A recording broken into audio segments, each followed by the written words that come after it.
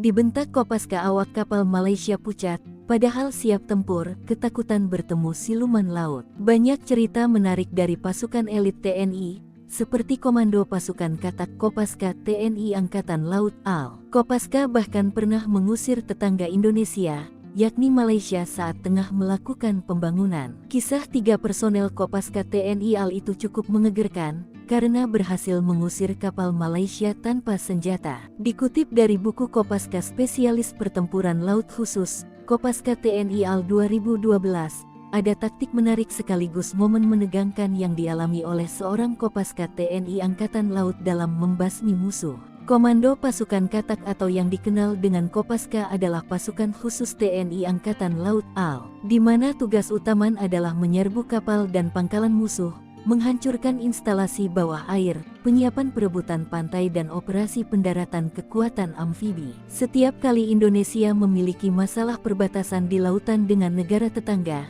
maka sebagai Kopaska TNI AL akan menjadi ujung tombaknya.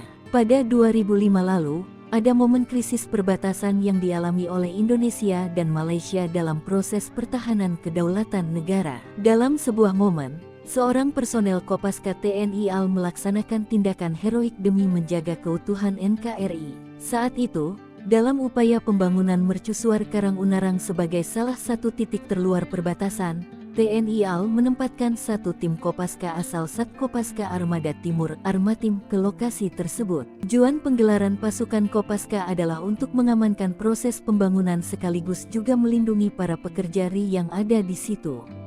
Sebelumnya, pihak Malaysia memang pernah berusaha menghambat pembangunan mercusuar tersebut. Caranya adalah dengan mengerahkan kapal-kapal milik Marine Police dan TLDM Tentara Laut Diraja Malaysia untuk melakukan manuver-manuver yang bisa menimbulkan ombak tinggi sehingga bisa mengganggu pembangunan mercusuar. Tak hanya itu, mereka bahkan sempat berlabuh di lokasi pembangunan dan melakukan penganiayaan terhadap para pekerja.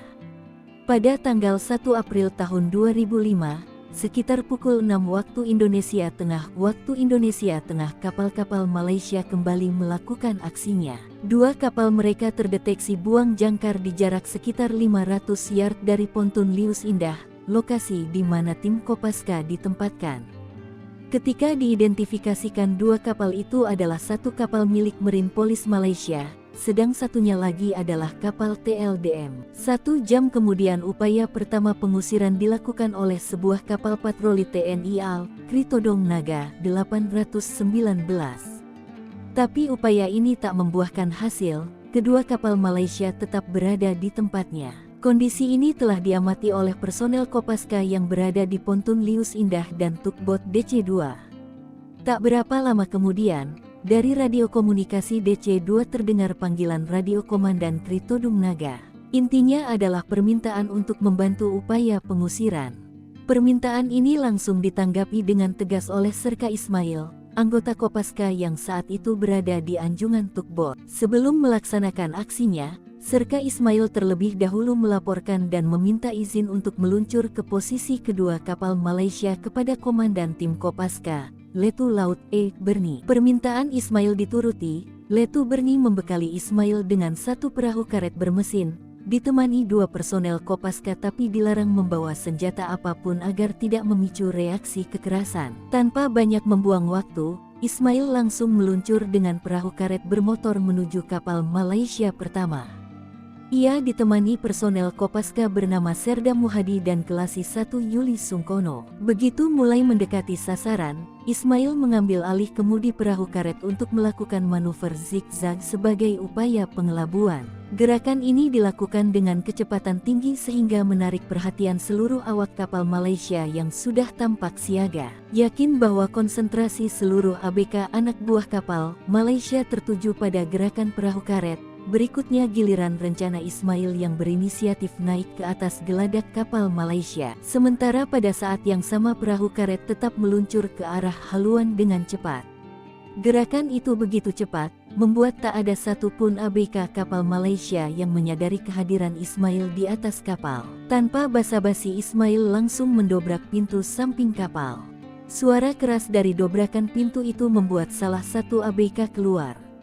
Di mana komandan kapal? Suara lantang meluncur dari mulut Ismail. Dengan wajah ketakutan ABK itu menunjuk ruang komandan kapal. Sebelum komandan kapal muncul, Ismail sempat berteriak pada ABK yang berada di haluan. "Sedang apa kamu berada di haluan?" tanya Ismail, membentak. Bentakan ini mendapat jawaban lirih dari logat Melayu yang begitu kental. Dari jawaban itu bisa diketahui kalau ia sedang bertugas mengawasi meriam. Dalam artian ABK itu sebenarnya sedang pada posisi siap tempur.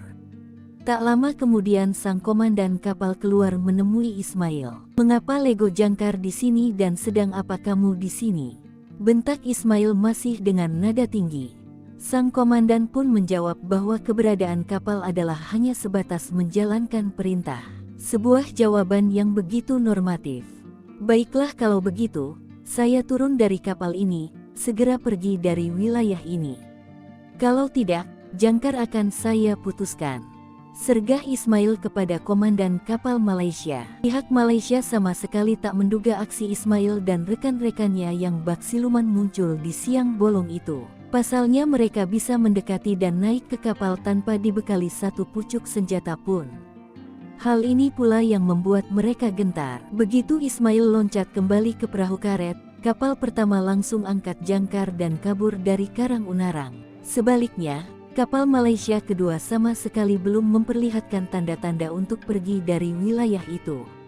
Rupanya kapal kedua itu mencoba mengetes ancaman Ismail. Apa boleh buat, Ismail dan rekan-rekannya langsung membelokkan arah laju perahu karet menuju kapal Malaysia yang kedua sebagai sasaran berikutnya. Namun target rupanya sudah mengantisipasi gerakan tim Kopaska ini. Mereka melakukan penjagaan di lambung kanan, kiri, dan buritan dengan senjata lengkap. Hal ini tentu saja mempersempit ruang gerak Ismail, Muhadi, dan Yuli untuk melaksanakan lompatan ke kapal shipboarding. Tak kurang akal, mereka kemudian merapatkan perahu karet ke rantai jangkar kapal Malaysia yang sedang dilegokan. Di sini kembali Ismail berteriak mengancam akan memutuskan rantai jangkar dengan meledakkannya.